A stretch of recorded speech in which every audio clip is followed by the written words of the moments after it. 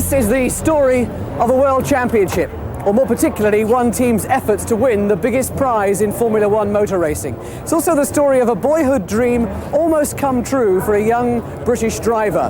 The World Championship. Williams have won it before with Alan Jones in 1980 and 2 years later with Keke Rosberg. They've also won the Formula One Constructors' Cup for teams twice, but they're yet to win a title in the turbo era of Formula One. 1986 gave them their best shot yet.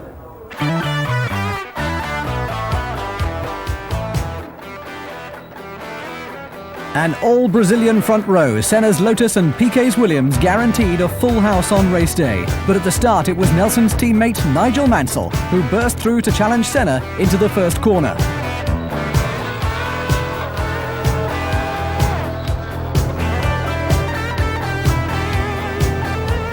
Side by side into the next corner, and Mansell seems to be edging ahead. Senna, though, slams the door. Twice the cars touch, and as Nigel lifts off, the Williams slides into the guardrail.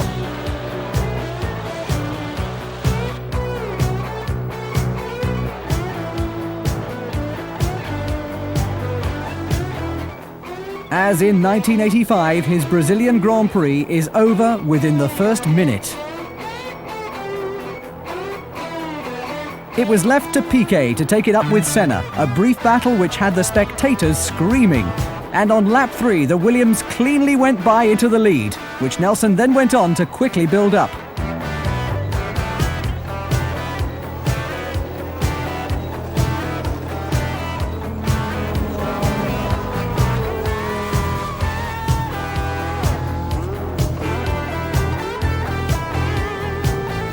On the 18th lap, he was into the pits for the first of 2 tyre stops. Momentarily, Senna took over first place. But coming through quickly now, after a quiet start, was the McLaren of Alain Prost. Prost was the only threat to Piquet.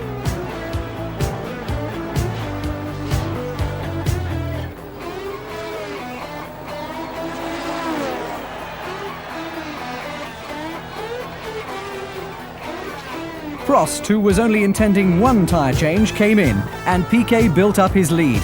But only a couple of laps later, the McLaren threat was gone for good. Prost out with a blown engine. Lap 40 saw Piquet in for his second tyre stop.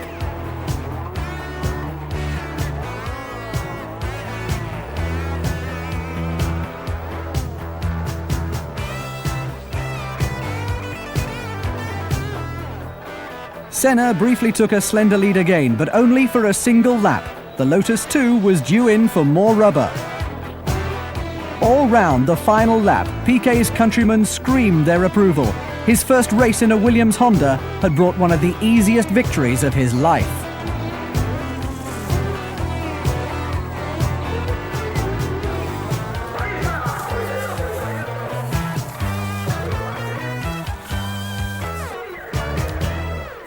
With hindsight, what do you feel about that incident between you and Senna?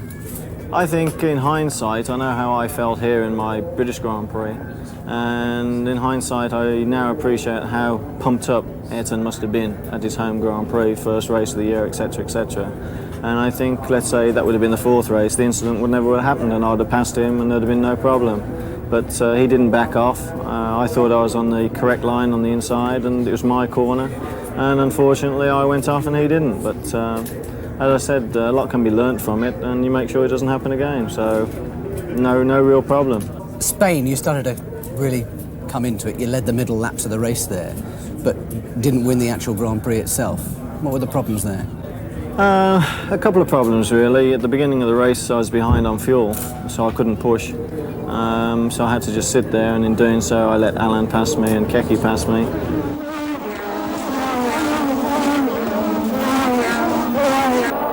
For lap after lap, there was virtual stalemate at the front, but then as half distance approached, Mansell began to make his move.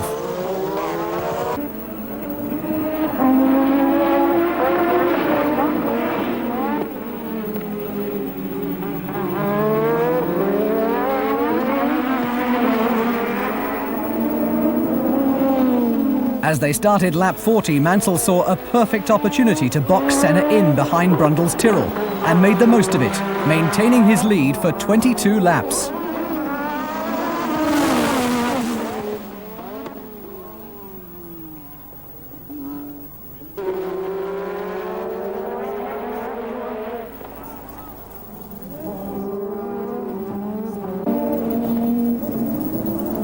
But then we did start going into a tyre problem, and obviously we pitted, fresh tyres, and everything was still going to plan, except if we're really honest about it, I thought there was another lap to go because my board told me that in the pits. And again, fate, they moved the start and finish line 30 yards further forward before the start of the race. And where the actual flag went out, I was in front, but where the finish line was, I lost the race, and I lost it by that much. So it's a bit of fate, bit of luck, call it what you may, but it's a great shame. It was a good race.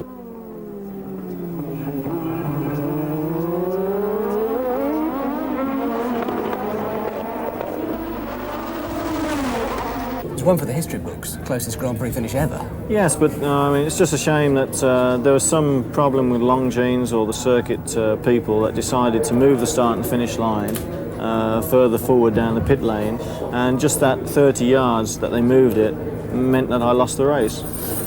Equally, we miscounted the laps, which was a mistake perhaps from the team, and I thought I had another lap to go, and if I had one more lap to go, then we would have won easy anyway. Imola and the San Marino Grand Prix at the Autodromo Dino Ferrari. This, above all other tracks, is heavy on fuel.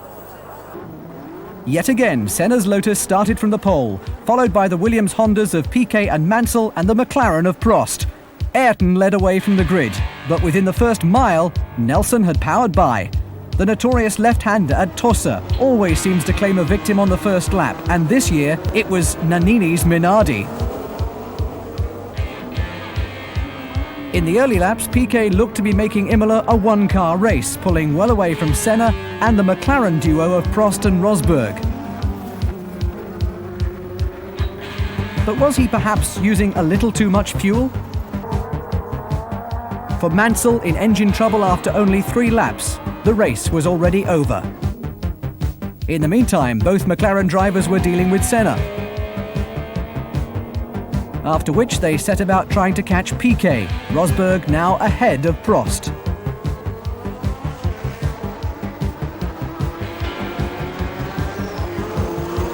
Lap 11 saw the end of Senna, out with wheel bearing failure.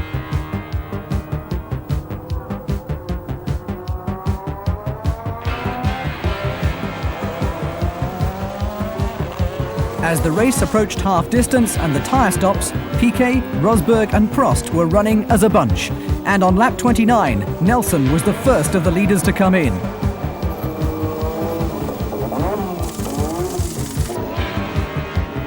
Rosberg now led briefly while teammate Prost pitted for tyres.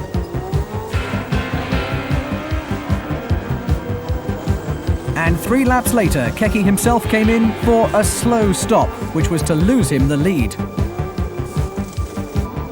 Alain Prost now led comfortably from Piquet, who had backed off to conserve fuel, which he did to better effect than the unlucky Rosberg, who ran out with just 2 laps to go. Prost too was running low. On the last lap, his engine died, then caught, then died again, to the despair of his McLaren crew. Into the chicane for the last time, the car was crawling, but there was just enough in the tank for Alain to make it to the line for his first win of 1986.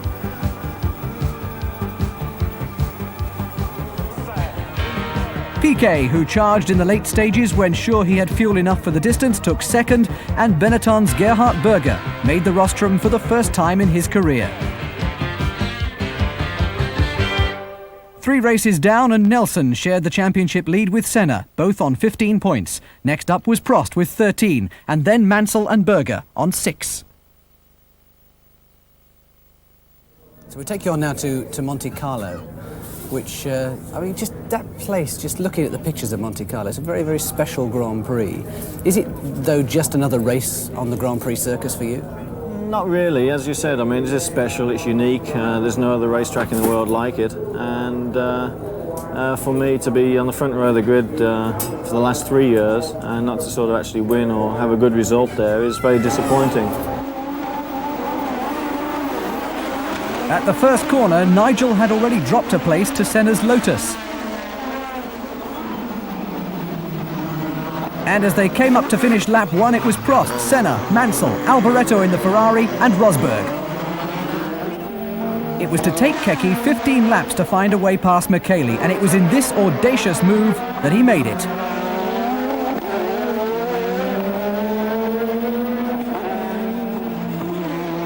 Prost, in the meantime, was quite untouchable at the head of the field and pulled out a sizable lead, making it look so easy as he did so.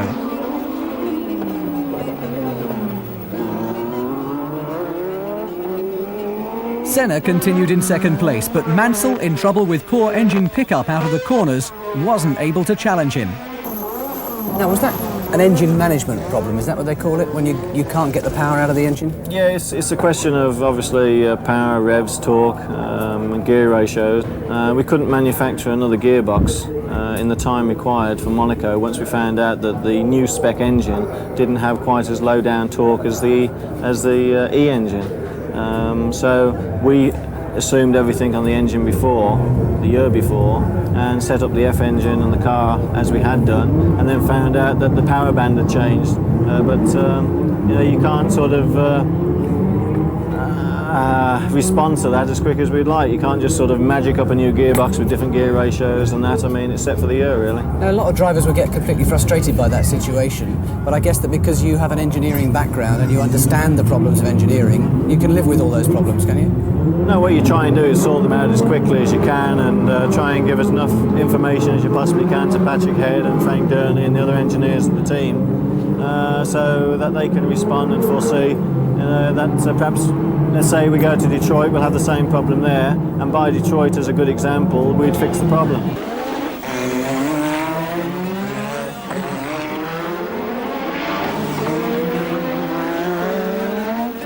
As Patrese Brabham smokily expired, Mansell carried on in his troubled fourth place, but still he was on the point of lapping his teammate Piquet, who was into a scrap of his own with Brundle's Tyrrell and Tambay's Lola.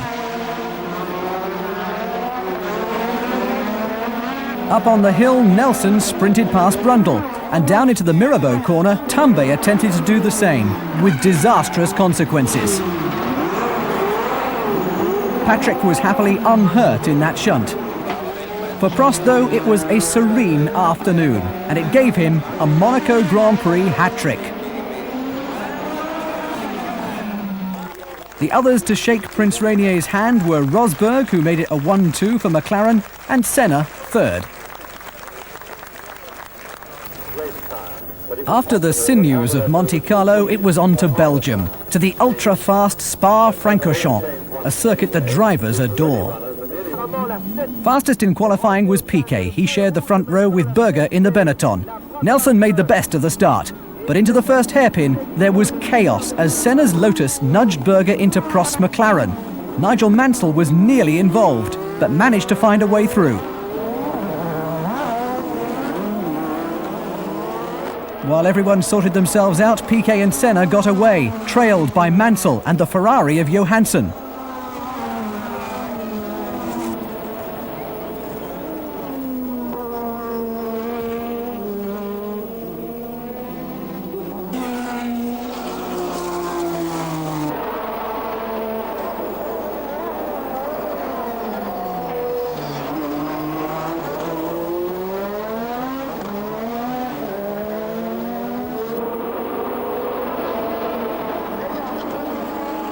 Going into lap 3, Nigel moved confidently by the Lotus to make it a Williams 1-2.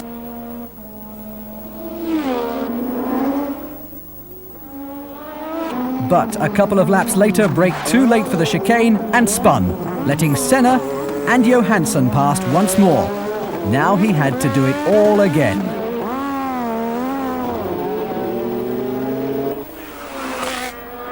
As Piquet charged on beyond reach, the camera on Streif's Tyrrell recorded an embarrassing mistake by the Frenchman.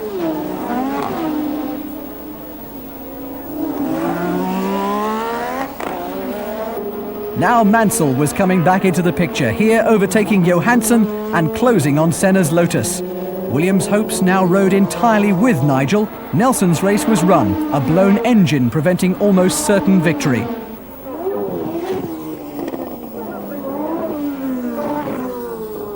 In came Mansell for tyres on lap 20. The pits at Spa were grossly overcrowded, and Nigel made his feelings clear as he went on his way.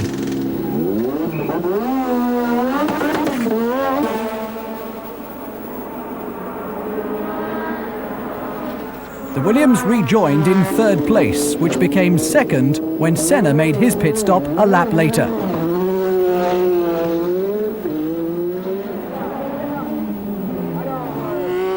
Ayrton came out just too late to prevent Nigel going by.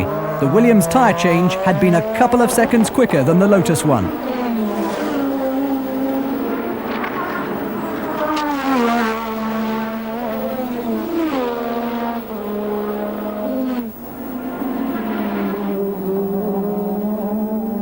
For a couple of laps, Johansson's Ferrari had led, but when Stefan came in for new rubber, Mansell took over in first place.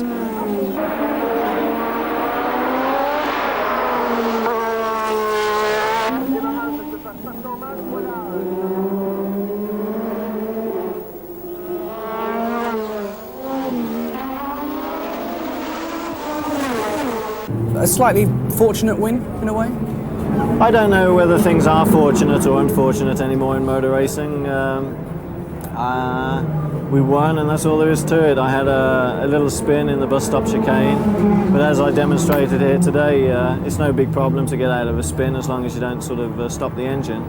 My teammate Nelson was obviously very quick, and he was going away from me at the time, but we still had a very hard race with Ayrton again, and it was nice to turn the tide from the year before. I won and he came second, so it was a good win.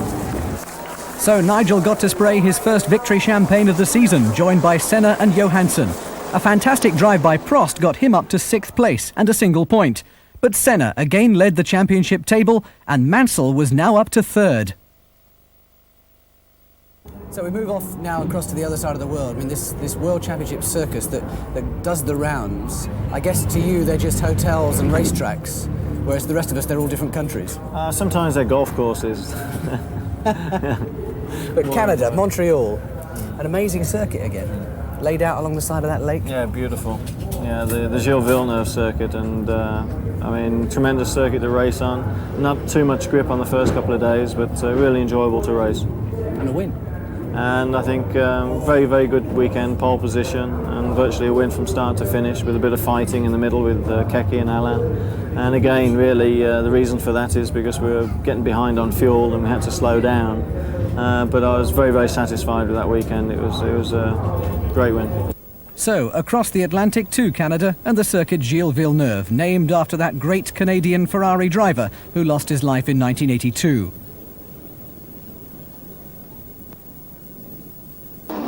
On the pole this time was Mansell's Williams, ahead of Senna, Piquet and Prost. And when the green light flashed, Nigel got away perfectly, edging Ayrton aside as they set out on the first of 69 laps.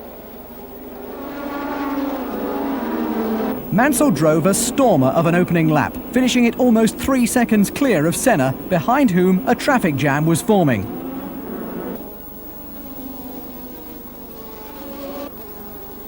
At the start of lap 5, Prost forced his way by the Lotus in a remarkably confident and assertive move through flat-out swerves.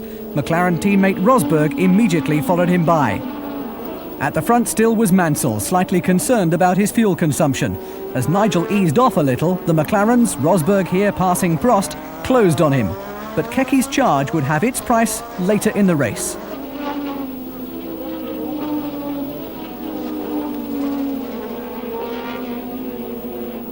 There was a spin for Patrese as the Brabham driver tried to outbrake Berger for 7th place. By lap 17, Rosberg was right up with Mansell, passing into first place towards the hairpin.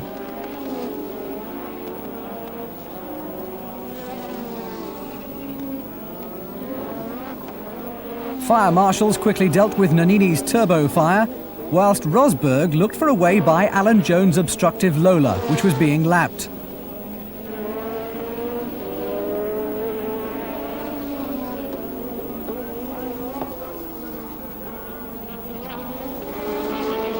As the Australian finally moved out of the way, Mansell daringly went for a gap between him and Rosberg and was back into the lead once more.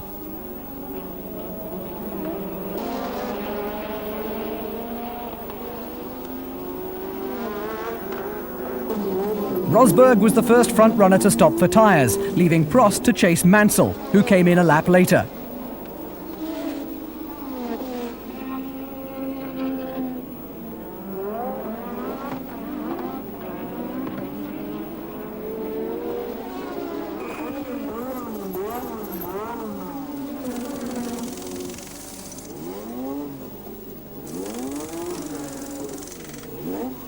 Another brilliant change by the Williams mechanics.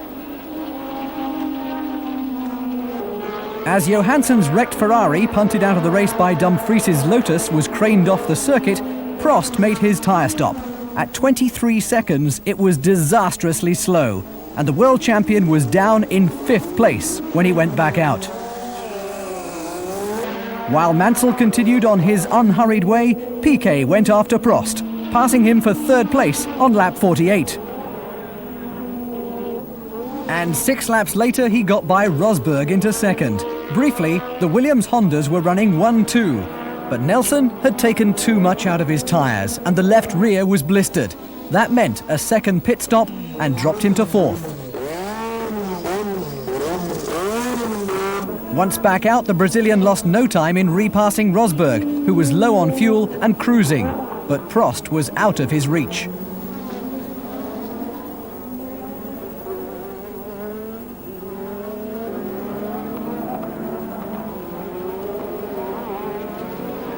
Everyone, though, had been humbled by Mansell, who had made Montreal his own from the start of qualifying and was 20 comfortable seconds ahead as he acknowledged the flag. Nigel.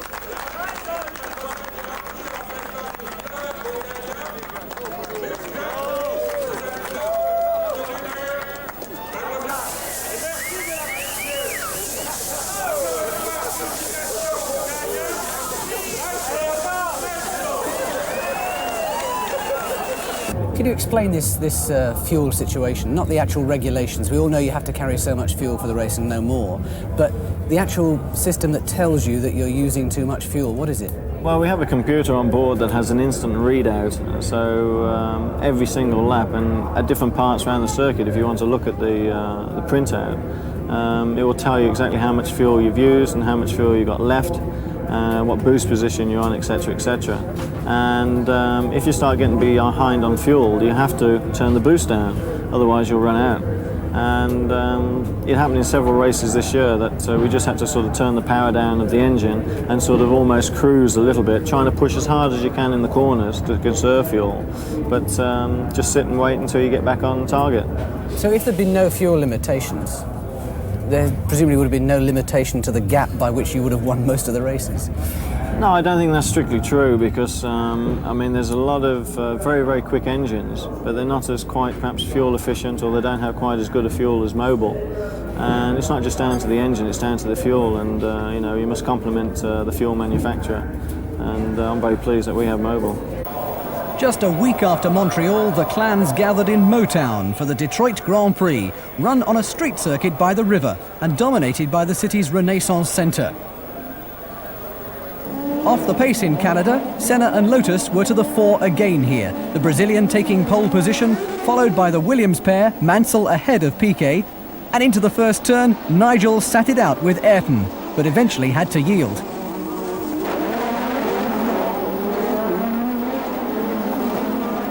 By lap 3, Mansell confidently made his move, passing Senna for the lead. Behind them ran Arnoux, Piquet, Lafitte, Johansson and Prost. Almost immediately, though, Nigel ran into brake problems, and by the 8th lap could do nothing to keep Senna from repassing.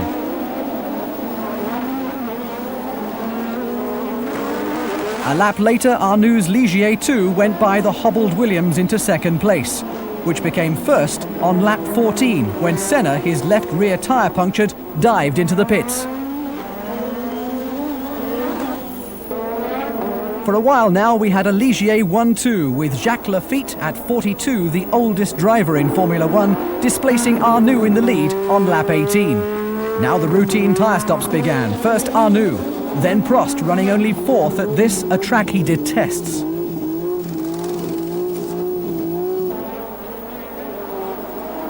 Lafitte, in the meantime, had lost the lead to Piquet.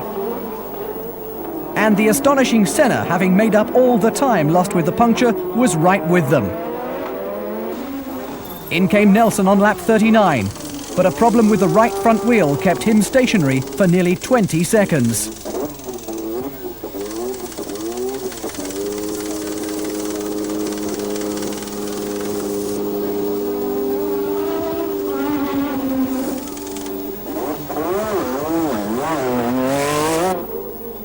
Next time round, it was Ayrton's turn to stop. No problems here, and he rejoined with a handy lead over Piquet, whose race ended against a wall shortly after. A similar fate later befell Arnoux, who had inherited Nelson's second place. The late stages of the race were enlivened by the spirited Lafitte, who passed his great friend Prost for second place. Senna, though, was in a class of his own at Detroit and could cruise past the checkered flag more than half a minute up on Lafitte and Prost. Victory also took Senna back to the top of the point standings, heading Prost and Mansell. It was not a memorable day for Williams, but at least Nigel got a couple of points for his dogged, brakeless drive into 5th place. And Ayrton clearly felt his second win of the year was overdue.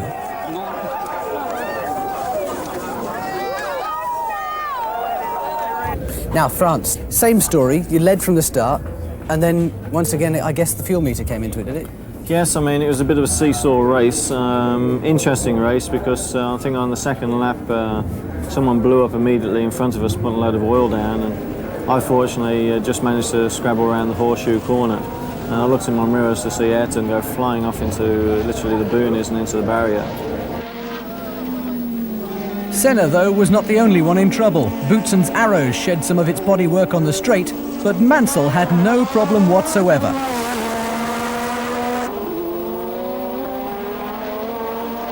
Save that Prost, here overtaking Arnoux, was up to second in the McLaren. Patrick Head, designer and chief engineer at Williams, had decided on 2 tyre stops for his cars at this race, and Nigel made the first of his after 25 of the 80 laps. He rejoined in 3rd place behind Prost and Rosberg, whose McLarens were to stop only once.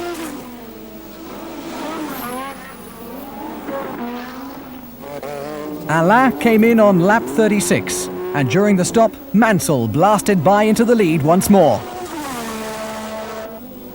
Kerfuffle at the first turn. Rutengatter's Zakspeed slides into Dumfries's Lotus. The Dutchman is out on the spot. Soon after half distance, Streif's Tyrrell caught fire, fuel leaking onto the hot turbo, and the Frenchman could only stand in despair as a single under-equipped track worker tried to cope. The standard of marshalling at Ricard was lamentable. Lap 53 saw Mansell in for his second tyre change. Again, the stop was perfectly drilled, and in a matter of 5 laps, he caught and repassed Prost for the lead.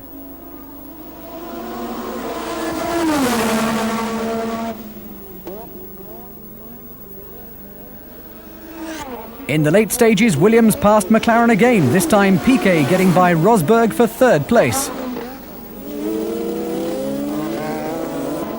So, win number 3 for Mansell. You had to. Self-preservation, like. That was bucking Bronco time at 200 miles an hour. Yeah, I mean, if you look at it, it actually tore the rear suspension off, and it tore the brake pipe off as well. So I had 2 problems. One, I didn't have a 3rd wheel at the back, and also no brakes. So, and then trying to control it not going in the wall. So the one last question has to be 1987. Is there one thing on your mind? Try and be more successful than I have been in '86. To enjoy life a little bit more.